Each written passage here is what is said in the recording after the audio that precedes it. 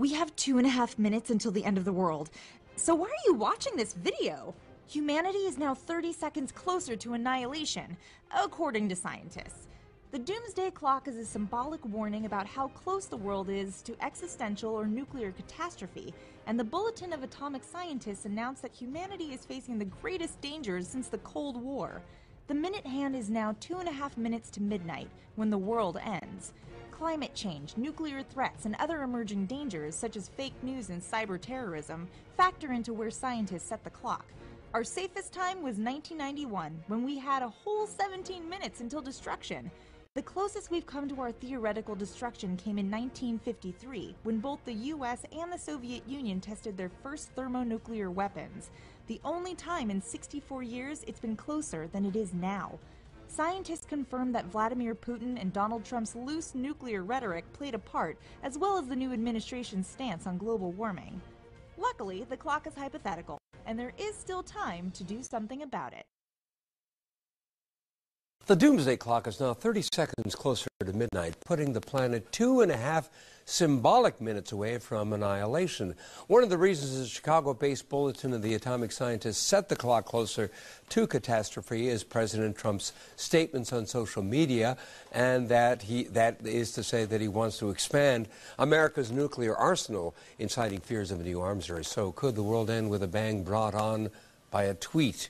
Here to talk about the ticking clock is Rachel Bronson, Executive Director and Publisher of the Bulletin of the Atomic Scientists. Welcome back to Chicago Tonight. Quick reminder, what is the Doomsday Clock? The Doomsday Clock is a symbol. It's a clock that is moved between 2 minutes to midnight and 17 minutes to midnight, depending on whether our board thinks that the world is safer or at greater risk than it was the year before and across periods of time. We look at nuclear risk and we look at climate change. So this is the first time you've moved the clock half a minute. That's right. Why did you do it? So in the past, we've always moved it in increments of full minutes. This year, we were very concerned about two things. One was a real recklessness around rhetoric of nuclear stability and issues of nuclear might, as well as a disregard for expertise. So we were very mindful that actions speak louder than words. We usually move it a minute because of that, but we're concerned about statements and disregard of expertise. Well, let's take a look at a couple of tweets that President Trump has issued. The first one as president. Iran has been formally put on notice for firing a ballistic missile that is, should have been thankful for the terrible deal the U.S. made with them. And this tweet back in December before he was inaugurated, the United States must greatly strengthen and expand its nuclear capability until such time as the world comes to its senses regarding nukes. Can something as innocuous as a tweet start a nuclear arms race?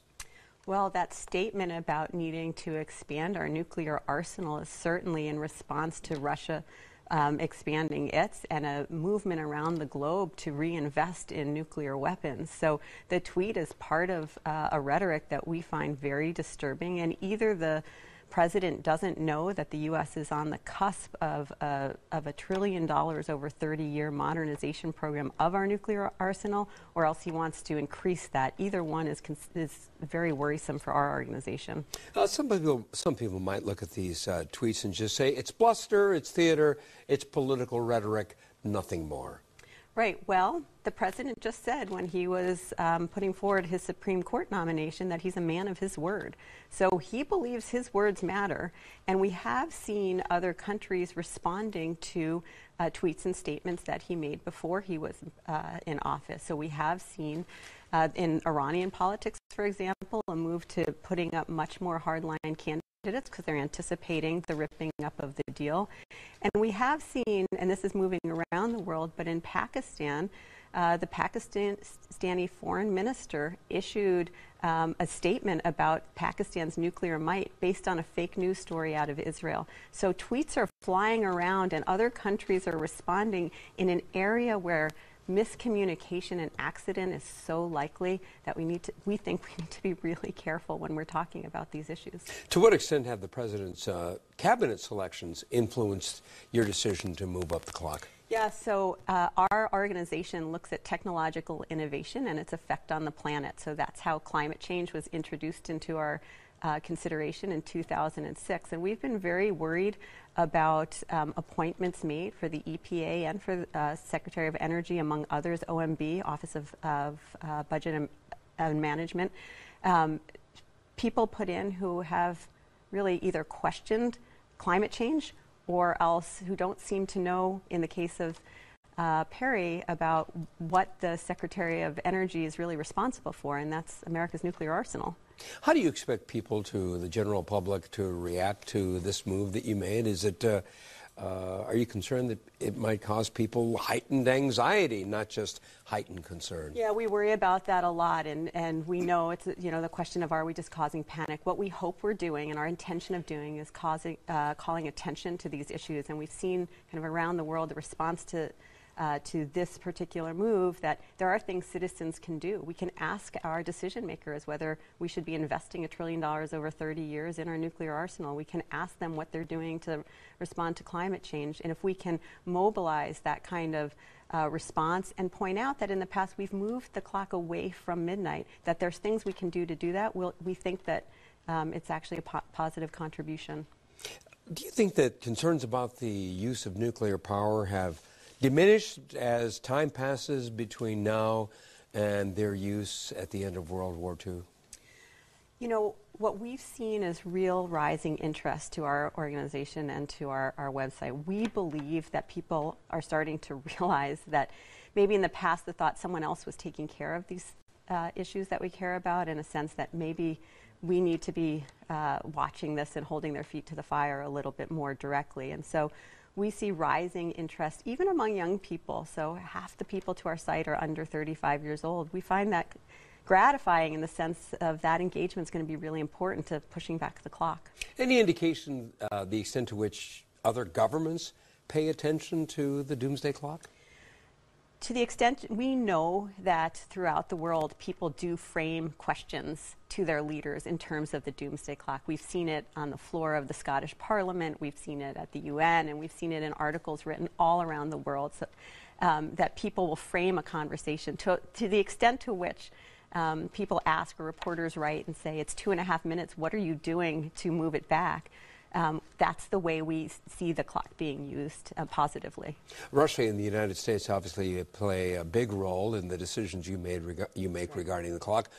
Other countries, what are some of the other countries that also contribute to this discussion that you have? Yeah, absolutely. The deterioration in U.S.-Russian relation was a big driver 2 years ago when we moved it from 5 to 3 minutes to midnight. But we look very closely at the investments being made around the world. Pakistan its arsenal growing faster than any other country around the world. North Korea and its tests and repeated threats around that, very disconcerting. The way the Russians include nuclear weapons in their battle plans, the investments the Chinese are making, all of those were a big contributor of moving from 5 to 3 minutes to midnight 2 years ago. So the last time the clock was under 3 minutes to midnight was 1953, as the Cold War was sort of in the offing. Are you seeing any parallels between now and that time? Yeah, things are very different, but of course at that time we were right on the cusp of an arms race, and very recently Mikhail Gorbachev, former leader of Russia, has said that he believes we're not only on the cusp of a major arms race, but also on the cusp, it looks like we're preparing for war. And so that kind of sense that there's something changing and that the geopolitical landscape is very unstable has rings of some similarities which are very disconcerting. Well, one of the old part of perceived wisdom once upon a time that if the major powers had nuclear weapons, there was a balance of terror and no one would do anything, quote, stupid. Does that philosophy not hold anymore? Well, the number of weapons that every country has far exceeds the need what you would need for that balance of terror and mutually assured destruction. So analysts on both sides have said you can continue to bring, especially the U.S. and Russian arsenals, the stockpiles down, and still have mutually assured destruction. So we're really not even at the place yet of that question. The problem, too, is we have many more countries who have them. Rachel Braun,